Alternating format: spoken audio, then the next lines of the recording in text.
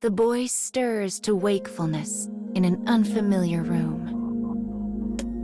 Beside him sits a silent clockwork man and a woman with a gentle smile.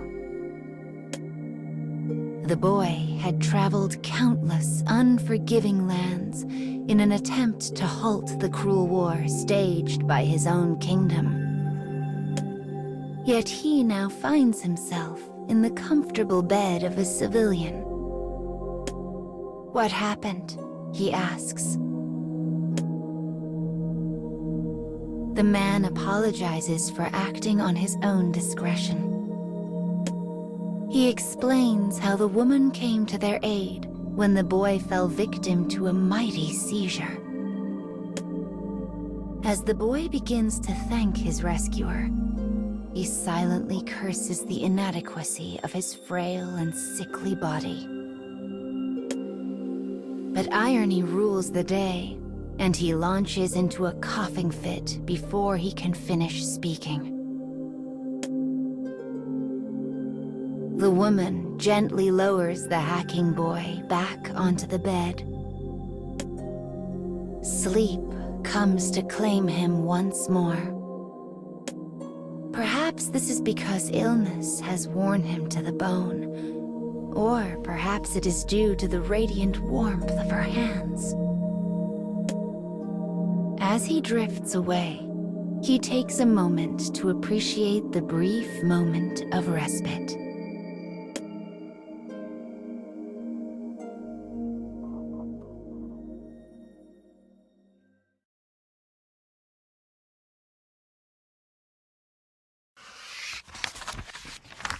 Several days have passed since the boy began his treatment in the woman's humble abode.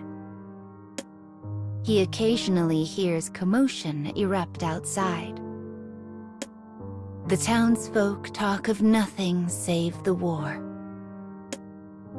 The fires of battle spread daily across the land, and they fear their town will soon be set to burn. Eventually, their unease grows so great that a guard is dispatched to keep watch over the boy and man. "I have to form my alliance as quickly as possible," thinks the boy. "I must forge a peace among these warring nations." Despite the boy's conviction, his weakened body fights him at every turn. Instead of helping the people, he finds himself increasingly reliant on their aid. The pain of his fever and cough is soon joined by the endless throb of a guilty conscience. The woman tends him briskly and efficiently. Despite the raging war, her words are soft and kind. Despite her abject poverty, her food is warm and hearty. The situation begins to remind the boy of his childhood. As his thoughts spin, they finally alight on a particular memory. One from his earliest days as a child. It is the face of his mother, a woman who departed this world long, long ago.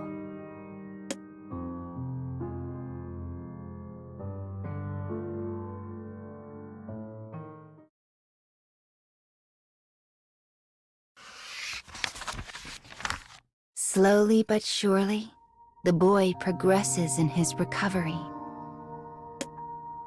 One day, a thought occurs to him. Why is this woman working so hard for me? And why does she remind me of my mother?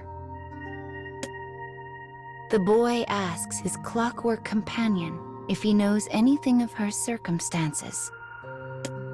The man nods and reaches for a nearby picture frame that is turned face down.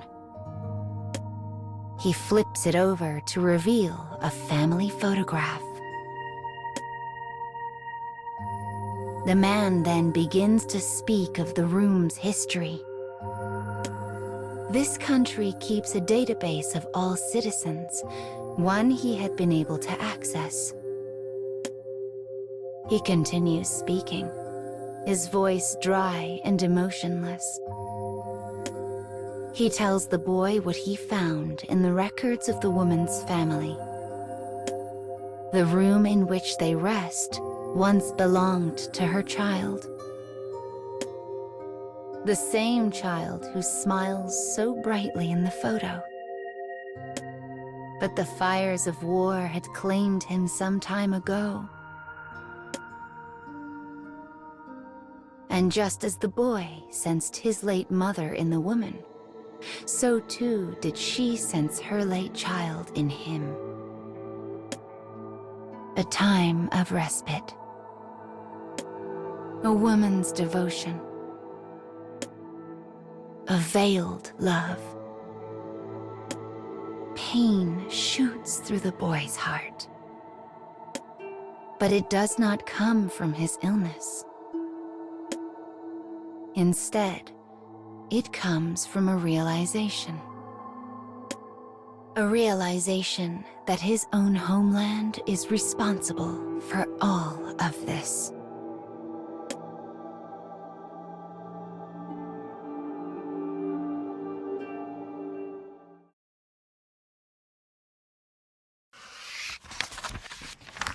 The woman's endless devotion stems from her conflating the boy with her own dead child. A child that was killed by the very war the boy's homeland had started. This truth lay heavily on the boy's heart. "Enough," he says to the clockwork man. "I can stay here no longer." He dresses himself and uses his staff to rise from the bed. As the man reaches to steady the boy, the distant rumble of cannon fire rings out. It is the sound of lives being lost. The familiar footsteps of tragedy march ever closer. They threaten to engulf the house at any moment. The woman suddenly leaps from her bed and rushes to the pair, begging them not to leave. "Let me go," says the boy. "I am not your son. I am from the kingdom, and royal blood flows in my veins." Shock breaks out across the woman's face before slowly morphing into hatred. "It's your fault," she growls. "Your fault. My son is dead, and it's all your fault." She lets forth an agonized howl, the pain of a mother tormented by an immutable past. "Yes," replies the boy. "I am responsible." He bows his head deeply. He knows he is the target of her hatred, and he knows that it is earned. As they abandon the house, the boy's fever spikes, and the pain threatens to blot out his consciousness. But he continues stumbling on. He will protect the woman and her house. He will stop the war. He will bear the burden of hate for as long as he must. That is why he walks on, and why he never looks back.